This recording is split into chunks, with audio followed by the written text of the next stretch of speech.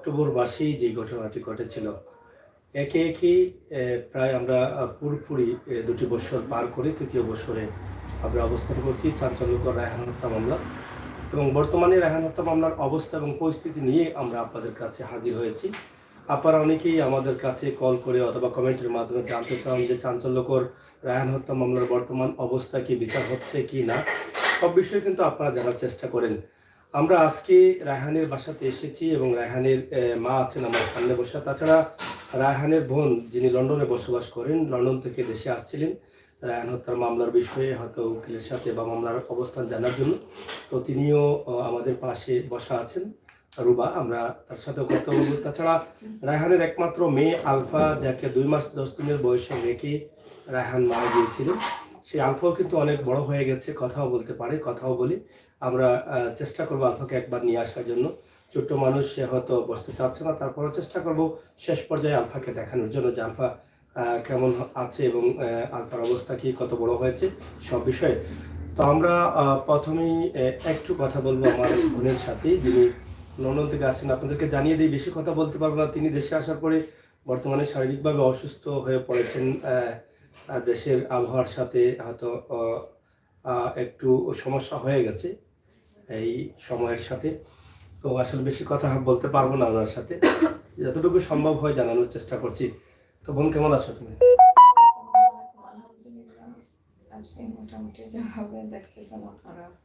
আমরা জানতে চাই, দেশে তো নিঃসন্দেহে আসছেন আপনার রায়হানের বিচারের বিষয়টা। আপনাকে দেখলেই মনে হয় যে আপনার কষ্টটা যে আছে সেটা মুখের দিকে তাকালেই বোঝা যায়। তা আসলে বিচার নিয়ে কি বক্তব্য রয়েছে?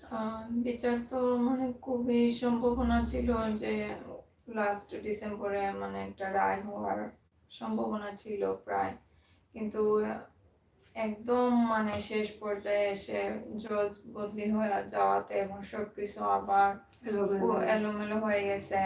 যারা আগে সাক্ষী দিয়েছিলেন ওনারা, এখন ওনাদেরকে আবার মানে জেরা করা হচ্ছে, সাক্ষী করা হচ্ছে, ওইগুলা প্রসেসিং করতে করতেই মানে আরো পিছিয়ে গেছে অনেকদিন। এখন আসলে জানি না যে সত্যি বলতে যে এই কেস নিয়ে কত বছর যাবে তাও কোনো নিশ্চয়তা নাই। তারপর হচ্ছে বাংলাদেশে তো সবসময় একটা না একটা দিবস বা সরকারি ছুটি, অনেক সময় অনেক পূজার ছুটি, ঈদের ছুটি, রমজানের ছুটি, ওই ধরনের ছুটিতেও কিন্তু অনেক দিন পিছিয়ে যায়। সেজন্য মানে আর তারপর হচ্ছে এখন যেহেতু নতুন জজ যিনি আসছেন, উনি আসার পর মানে এখন হয়তো মানে কাজটা আরো তাড়াতাড়ি শুরু হয়ে যেত, কিন্তু এখন দেখা যাচ্ছে যে আসামি পক্ষের যিনি লয়াররা ছিলেন, ওনারা তখন নাকি মানে যারা সাক্ষী ছিলেন ওনাদেরকে ওনারা জিজ্ঞাসাবাদ করেন নাই বা জেরা করেন নাই। ওইটা আইনের নাকি ওইটা সিস্টেম আছে যে ওনারা যা চান তাই করতে পারবেন। আসামের পক্ষে উকিলেরা যখন যেটা আবেদন করেন ওটা নাকি মঞ্জুর করতে হয়। সেজন্য দেখা যাচ্ছে যে ওনারা এখন ওনাদেরকে আবার 13 থেকে 40 পর্যন্ত আবার ওনাদেরকে জেরা করা হবে। এখন কি হবে তারপর তো দেখা যাচ্ছে প্রতি তারিখে কিন্তু প্রতি সাক্ষীরা আসতে পারতেছেন না। তারপর অনেক সাক্ষীরা কিন্তু মারা গিয়েছেন ওনারা। তারপর অনেক সাক্ষীরা কিন্তু দেশের বাইরেও চলে গেছেন। মানে এই এখন যদি ওনাদের জন্য অপেক্ষা করা হয় বা ওনাদের ভুলের কারণে কিন্তু এখন দেখেন আর কত মাস যে পিছিয়ে যাবে তাও জানি না। তারপর হচ্ছে যে সাক্ষীরা যিনারা আছেন ওনারা যে সাক্ষী দিবেন, ওনাদেরকে ওনারা এখন ভয়ভীতি দেখিয়ে মানে কোনো ধরনের উল্টা পাল্টা সাক্ষী নিচ্ছেন কিনা, তারপর হচ্ছে পয়সা দিয়েও নিচ্ছেন কিনা তাও আমরা জানি না। ওইটাও কিন্তু এখন একটা মানে চিন্তার বিষয় হয়ে গেছে আমাদের জন্য। তারপর ওটা আমার একটাই রিকোয়েস্ট সবার কাছে যে আপনারা প্রথমেই মিডিয়া ভাই বোনেরা বা দেশে বিদেশে যারা এই প্রথম থেকে আমাদের পাশে ছিলেন বা আমাদের আত্মীয় স্বজন সবাইকে বলতেছে মানে ওই কেসের ব্যাপারে মানে ওটা ছাড় দেয়া যাবে না। আজ আমরা ভাই হারিয়েছি, আপনারা যাতে ওই ধরনের মানে আপনারা যাতে এইরকম এত অল্প বয়সে আপনারা ভাই হারা হন না বা কেউ স্বামী হারা হন না, কোনো মা ছেলে হারা হন না, ও আমি প্রথম থেকে শুধু একটাই বলতেছি, রায়হান আমার একার ভাই না।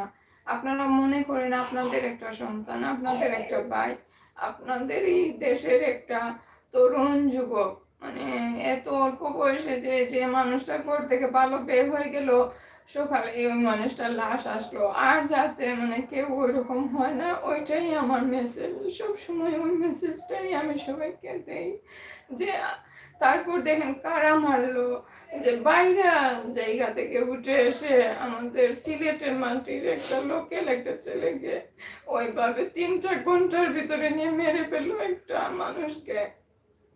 মাত্র 3টা ঘন্টা গেল একটা মানুষের প্রাণ যেতে। যে আপনাদের যাতে ওইরকম হয় না, ওইটার জন্যই কিন্তু আমরা সবসময় মিডিয়া ভাইদের কাছে ওইটাই বেশি সংবাদ মানে দেশে বিদেশে বলতে চাই যে এইটা যে কতটুকু কষ্টের, মানে যার হয় সেই বলতে পারবে। আমরা ঠিকই দিব্যি হাসতেছি, খাচ্ছি, লাইফে সবকিছুই অনগোয়িং চলতেছে, কিন্তু ভিতরে যে মিসিং, এই মিসিংটা কখনোই কভার হবে না। ওইটাই। মনের যন্ত্রণা কষ্ট কখনো এটা শেষ হবে না। চোখের জলে বাসছেন এখনো, কতটা মুহূর্তে মুহূর্তে ভাইকে করছেন মিস, কতটা মুহূর্তে মুহূর্তে ভাইয়ের স্মৃতিগুলো ফিরে আসছে স্মৃতির পাথায়। কি করে ভুলবেন? তার একমাত্র সন্তান আলফাকে রেখে গেছেন।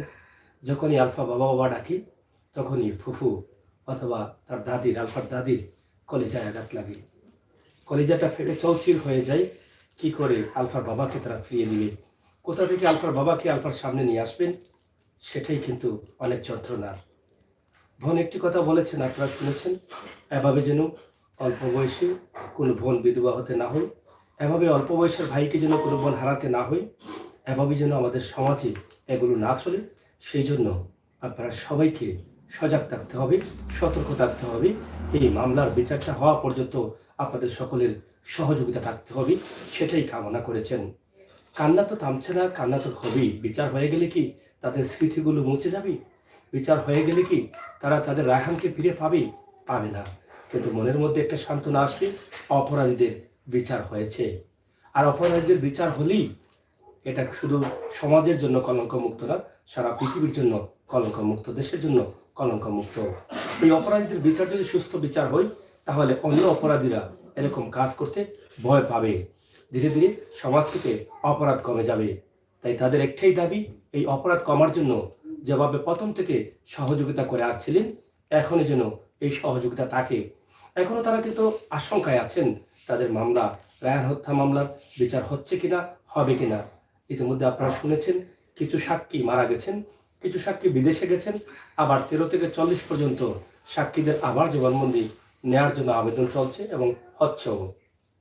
এই সবকিছু মিলিয়ে তারা আসলে হতাশার মধ্যে আছেন যে শেষ পর্যন্ত বিচারটা কি হবে। তো দর্শক, আপনারা জানতে চেয়েছিলেন, জানার চেষ্টা করেছিলেন। সিলেটের ম্যাগাজিন ইউটিউব চ্যানেল, সাদকটি সুনামুল পেজ, নান্দনিক সংলাপ সহ আমরা এক যুগে সরাসরি সম্প্রচার করছি রায়হানের হত্যা মামলার বিষয়। যে বোনটি প্রবাসে থেকেও শান্তি পাচ্ছে না, যে বোনটি বিশ্বের উন্নত মানের দেশ লন্ডনে বসেও ভাইয়ের জন্য কান্না করে কয়েকদিন পর পর দেশে আসে ভাইয়ের স্মৃতিগুলো দেখার জন্য, ভাইয়ের মামলার অবস্থা কি সেগুলো জানার জন্য। এখন কথা বলবো রায়হানের মা, যিনি দিনের পর দিন কান্না করছেন, দিনের পর দিন বিচারের জন্য আদালতে যাচ্ছেন, বাসাতে আসছেন, যেখানে প্রয়োজন সেখানেই যেতে প্রস্তুত। আমরা কথা বলবো মায়ের সাথে। আমরা আসলে দেখলাম বোনও কান্না করছেন, আপনিও কান্না করছেন। আমরা দর্শকদের জন্য আর কতটুকু আশাবাদী আপনাদের বিচারটা এগিয়ে যাচ্ছে এবং আসলে কতদিনের আশা করেন যে কতদিনের মধ্যে শেষ হতে পারে বলে? আসসালামু আলাইকুম। আমাদের প্রথম যে জল, উনি আমাদেরকে একটা আশা দেখিয়েছিলেন যে নভেম্বরে বিচারের রায়টা শেষ হয়ে যাবে, কিন্তু হঠাৎ করে উনাকে সেপ্টেম্বরে বদলি করানো হয়ে গেল। এরপর আমাদের এই 4টা মাস মামলাটা স্থগিত রয়ে গেল। এখন আবার মামলাটা শুরু হয়েছে, দেখেন 27শে নভেম্বর শুরু হয়েছে, কিন্তু সেই 27শে নভেম্বর কোনো সাক্ষী আসে নাই। এই দিনটা গেল বেকার। আবার যখন 4 জানুয়ারি শুরু হইলো, 4 জানুয়ারি শুরু হওয়ার পর দেখেন সাক্ষী একটাই আসলো, তাও এটা পুরান সাক্ষী, নতুন কোনো সাক্ষী নাই, তাও সেটাও সাক্ষী নেওয়া হয় নাই, কি যেন আবার ওকে ফিরিয়ে দেওয়া হলো। এই দিনটাও বেকার গেল। আবার দেখেন ফেব্রুয়ারির 1 তারিখে, এই জানুয়ারির 25 তারিখে একটা সাক্ষী আসলো, তাও সেইটাও পুরান সাক্ষী। আবার এই ফেব্রুয়ারির 1 তারিখে আসলো, সেইটাও পুরান সাক্ষী। এখন তারা আমাদের মামলাটারে নষ্ট করার জন্য, মূল থেকে আমাদের মামলাটা নষ্ট করার জন্য নানান রকম অজুহাত তারা দেখেছে, যে কাষ্টগড় এলাকায় ছিনতাইকালে তারা মারিয়ে পালিয়ে গেছে এবং তারা উঠিয়ে আসছে। এই একটা মিথ্যা অপবাদ দিয়ে মৃত্যুর পর ওনারা নিজের ইচ্ছা মতো পিটিয়ে আমার বাচ্চাটারে 3 ঘন্টায় মেরে ফেললো। তারপরও আমার মৃত্যুর ছেলের উপর কি অপবাদ দিল, ওরা মরার ভয় করে নাই। এই প্রথম থেকে এই মামলা নষ্ট করার জন্য মারলো 5 জন মানুষে, সাক্ষী দিল পিপিআই এ 69 জন মানুষ, যাতে আমাদের মামলাটা নষ্ট হয়। 69 জন মানুষ 69 জাতি কথা বলে। আচ্ছা যাই হোক, তারপরও আমাদের সাক্ষী শেষ হয়ে গেছে 44 জন, 45 জন।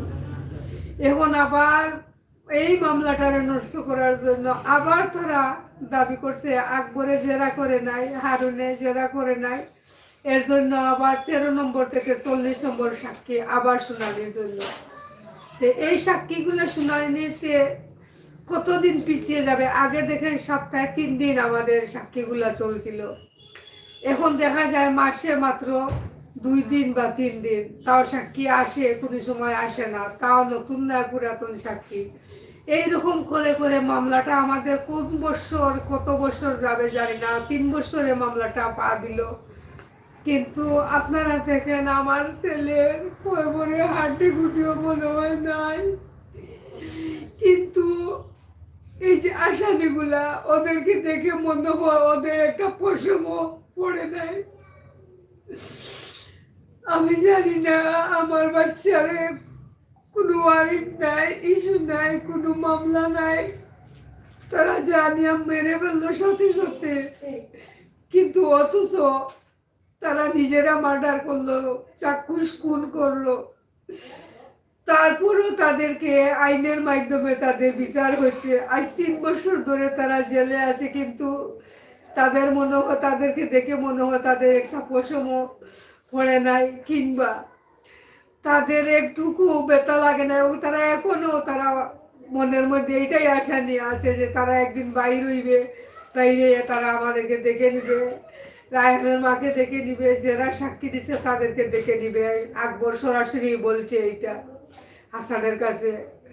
তাহলে বাংলাদেশে যদি বিচার থাকতো, বাংলাদেশে যদি বিচারটা চাক্ষুষ প্রমাণ যে এগুলা হয়েছে, এইগুলার যদি বিচারটা হইতো, তাহলে প্রতিদিন ইউটিউব চ্যানেল খুললে বা ফেসবুক খুললে কিংবা কাগজের পাতা খুললে, খবরের কাগজ খুললে কোনোদিন না কোনো এক জায়গায় খুন হয়েছে শোনা যায়।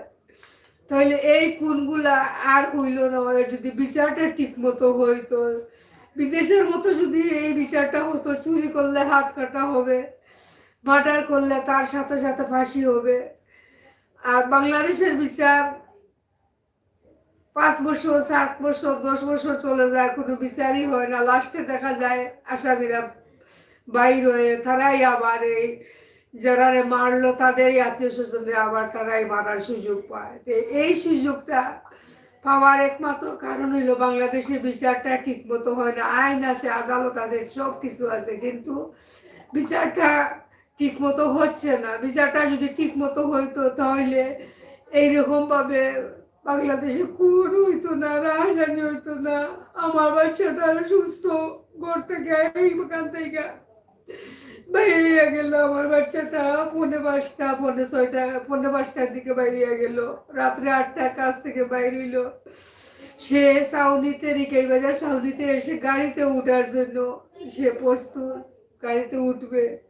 এর মধ্যে থেকে আমার বাচ্চারে আর পাওয়া যায় নাই। ভোর রাত্রে খবর পাইলাম যে টাকা নিয়ে আসো, পুলিশে আমারে ধরছে।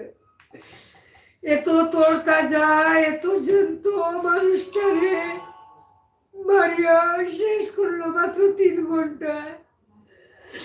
আজ 3 বছর এর বিচার হইল না। আমরা হতাশার মাঝে আছি যে আমাদের এই রায়হানকে তোর পাইব না, কিন্তু বিচারটা যদি পাইতাম মনে কিছুটা শান্তি পাইতাম। কিন্তু বিচারটা পাবো কিনা তাও সন্দেহজনক। তবে আমি এখনো এটাই আশাবাদী, আমাদের পররাষ্ট্রমন্ত্রী, স্বরাষ্ট্রমন্ত্রী ওনারা আশ্বাস দিয়েছিলেন আমারে যে পৃথিবীর আর কারো বিচার হোক না হোক আমার রায়হানের খুদিনের বিচার হবে। এরা পুলিশ হোক আর যাই হোক, এরাও তো মানুষ, তাহলে ওদের বিচার কেন হবে না? আমার রায়হানের খুদিনের বিচার ওনারা নিজেরা উনাদের মাথায় রেখে আমার রায়হানের কথা চিন্তা করে, আমার রায়হানের যে একটা বাচ্চা ছিল 2 মাসের, ওর মাথায় হাত রেখে শপথ করছিলেন আমাদের পররাষ্ট্রমন্ত্রী আব্দুল মোমিন খান। উনি সিলেটের মানুষ, সিলেটের নেতা, উনি ওর মাথায় হাত দিয়ে বলছিলেন যে বিচারটা উনি যাতে হয় উনি চেষ্টা করবেন। আমি এখনো আশাবাদী আমাদের স্বরাষ্ট্রমন্ত্রী এবং আমাদের মাননীয় প্রধানমন্ত্রী উনিও আমার এনএসআই মাধ্যমে আমি খবর পাইছি, আরো লোকের মাধ্যমে খবর পাইছি যে আমার রায়হানের খুনিদের বিচার উনি করবেন এবং দেখিয়ে দিবেন যে বাংলাদেশে কোনোদিন কেউ কোনোদিন ছাড় পায় না, পাইবেও না খুনিরা। এই আশায় আমি এখনো বসে আছি। তবে জানি না আমার আশাটা কবে পূরণ হবে, জানি না কোনদিন আমি বিচারের রায় শুনবো, জানি না আমি বেঁচে থাকতে বিচার পাবো কিনা জানি না। কিন্তু আমার রায়হানের জন্য আমার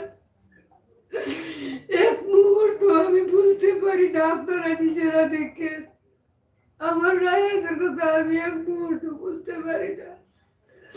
এবং আমার রায়হানই ছিল সবচেয়ে বড় এবং সবচেয়ে আদরের সন্তান, এবং আমার রায়হানের নামে কেউ কোনোদিন কোনো অপবাদ দিতে পারে নাই।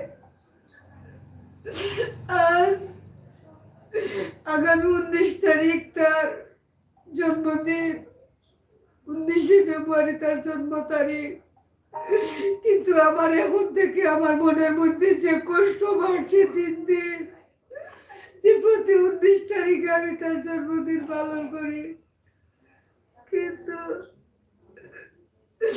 আজ দেখেন আমার মেয়ে আসছে, যদি সে থাকতো তাহলে আমরা কত ধুমধাম করে জন্মদিন পালন করতাম, কিন্তু সেই সুযোগ আমাদের নাই। আমি সারা বিশ্বের কাছে বলবো, আপনারা আমার মতো একটা মারে হয়তো ঘৃণা করবেন যে মায়ের কইতে পারে না তার সন্তানকে কেমনে নিয়ে পারলো, কিন্তু আমি একটুকু জানতাম না।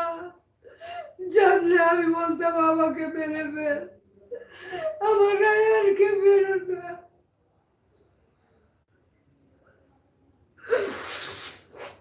আমার রায়হান যে আমার কত আদরের সন্তান ছিল একমাত্র আল্লাহ জানেন আর পাড়া প্রতিবেশী এরা জানে আমি তারে কিভাবে আগলিয়ে রাখতাম। কিন্তু আমার রায়হান যে সেইভাবে মারছে, এইভাবে যেন আর কুটুম্ব আর সন্তান এইভাবে না, ওখানে জোরে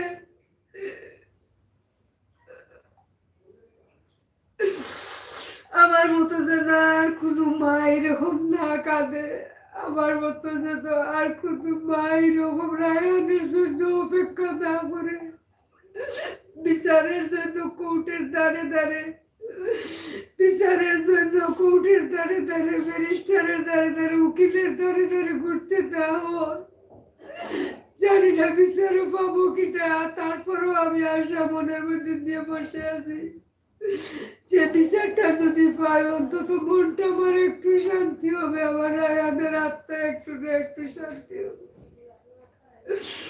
আর আমি সারা বিশ্বের কাছে আমি অনুরোধ করে জানাচ্ছি যে আপনারা আমার সাথে প্রথম থেকে যেইভাবে ছিলেন, যত চ্যানেলরা ছিলেন, যত ইউটিউব চ্যানেল, যত ফেসবুক চ্যানেল, যত সময় টিভি আর টিভি যমুনাটু যাই আছিলেন, এবং জনগণে এখনো আমাদেরকে ফোন দিয়ে জানে যে আপনার বিচারের রায় কবে হবে, বিচারটা হবে কিনা।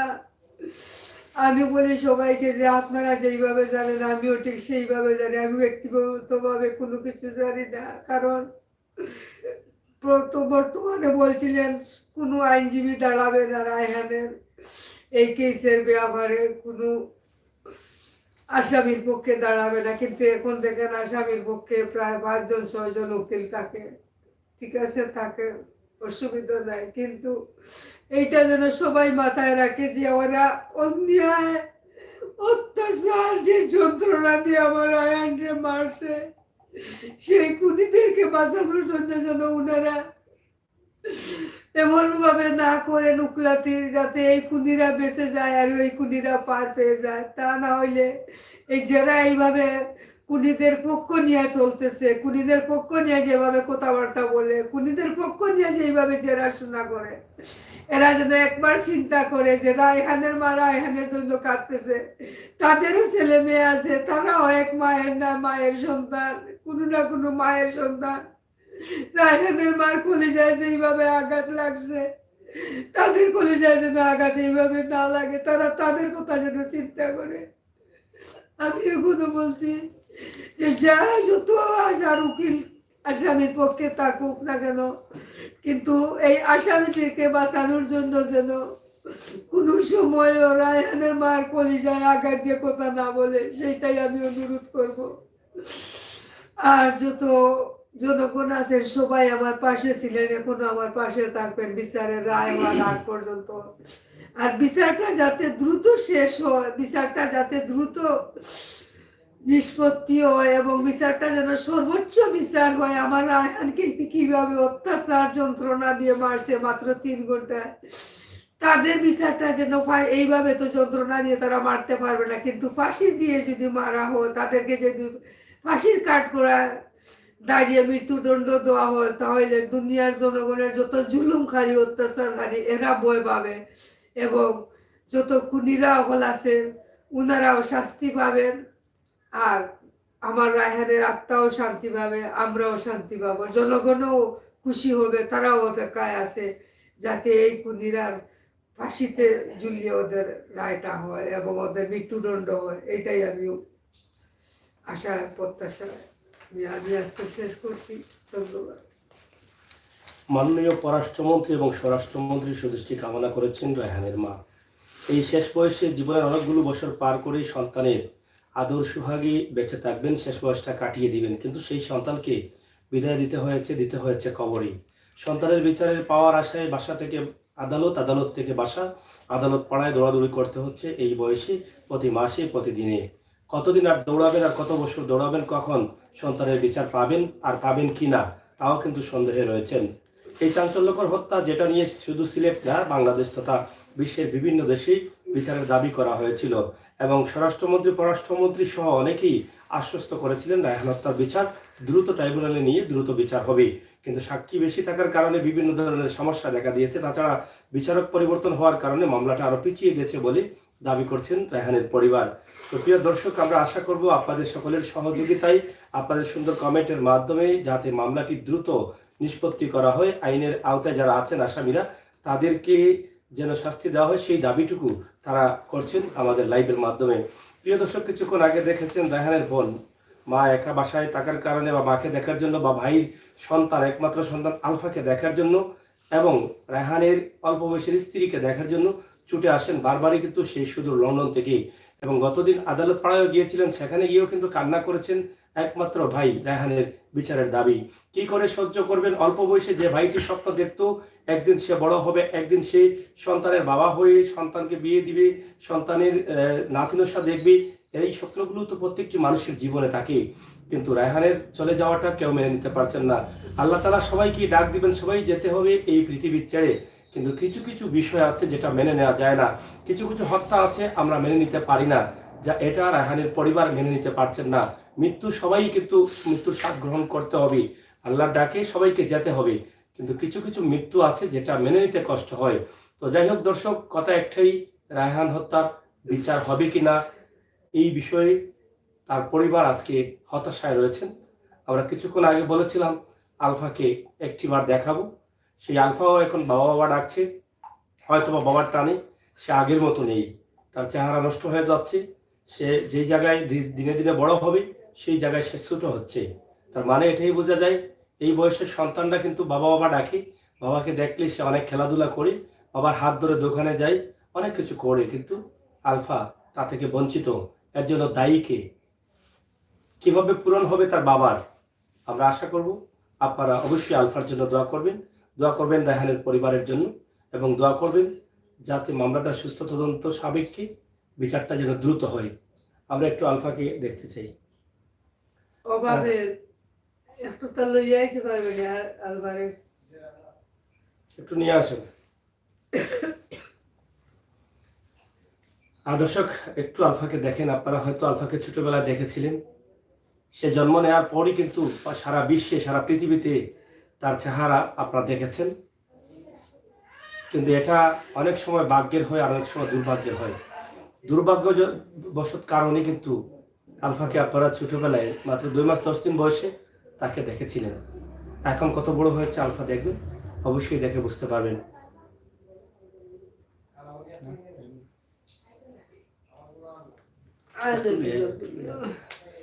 Aí eu budilei isso. Comi isso, aí eu isso.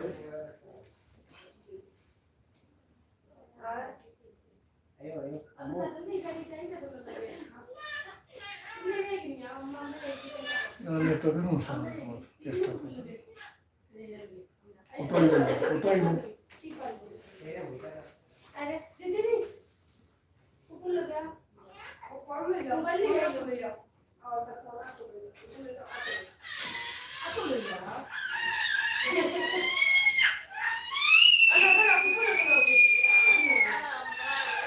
ওটা কোনো সমস্যা হচ্ছে না, কোনো সমস্যা, এটা তো সাবধান নেই। যাই হোক দর্শক, আসলে আলফা আসবে কিনা জানি না, সে কান্না করছে আমরা দেখছি। আমরা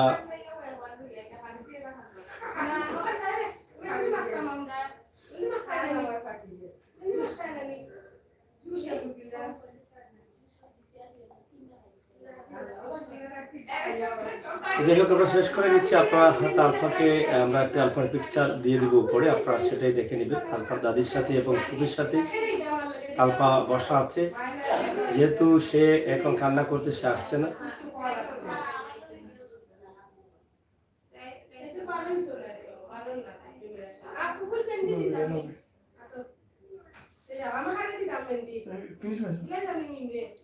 ওটা ফিনিশ হয়ে গেছে একটা।